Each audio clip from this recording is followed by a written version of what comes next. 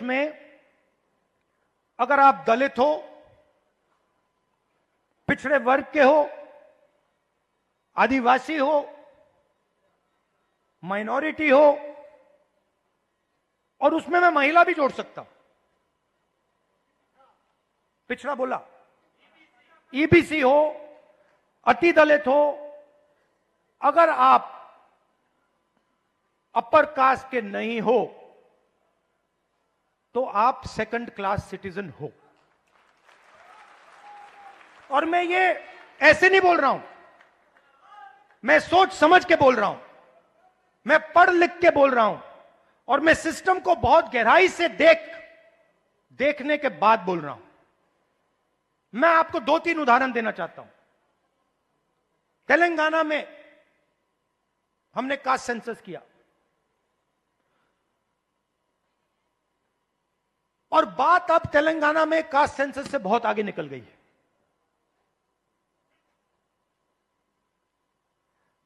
तेलंगाना में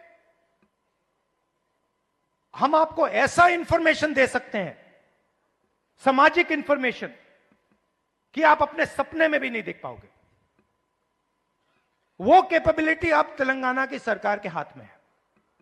मैं आपको आज स्टेज से बता सकता हूं कि अगर आप तेलंगाना में देखें और उन लोगों की लिस्ट निकालें जिन्होंने बैंक लोन लिया है,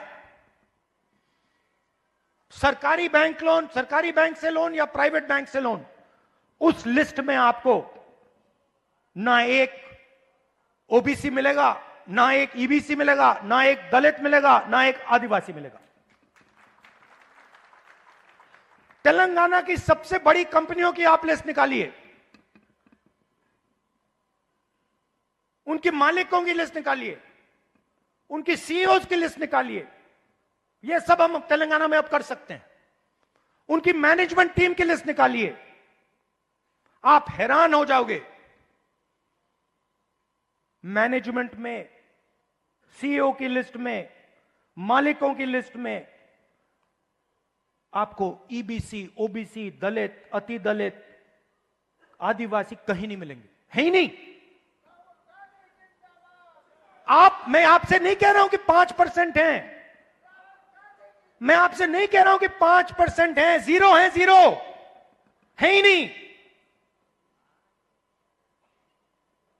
और आप दूसरे तरफ मजदूरों की लिस्ट निकालो, जो 21वीं सदी के नए मजदूर बने, गिग वर्कर्स, जो उबर चलाते हैं, जो 21वीं सदी की मजदूरी करते हैं, उनकी लिस्ट निकालो। 90% से ज्यादा, 95% दलित, पिछड़ा वर्ग, ईबीसी, आदिवासी, डोमेस्टिक सर्वेंट्स की लिस्ट निकालो। दलित, ओबीसी, ईबीसी, आदिवासी, अति दलित।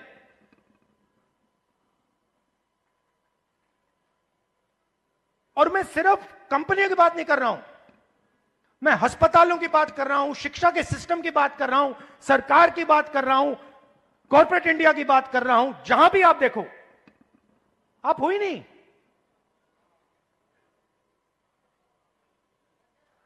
और तेलंगाना में अब वो पूरा का पूरा डेटा हमारे हाथ में है, जो नरेंद्र मोदी जी आपके हाथ नहीं डालना चाहता है। इसीलिए आपने देखा कि जैसे ही हमें वो डेटा दिखा, हमने रिजर्वेशन को बढ़ा दिया।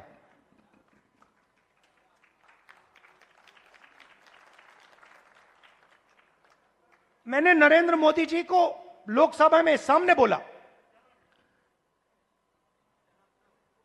ये जो फेक दीवार बना रखी है 50% रिजर्वेशन की, इसको अगर आप नहीं तोड़ोगे तो हम इसको तोड़ के गिरा के फेंक देंगे।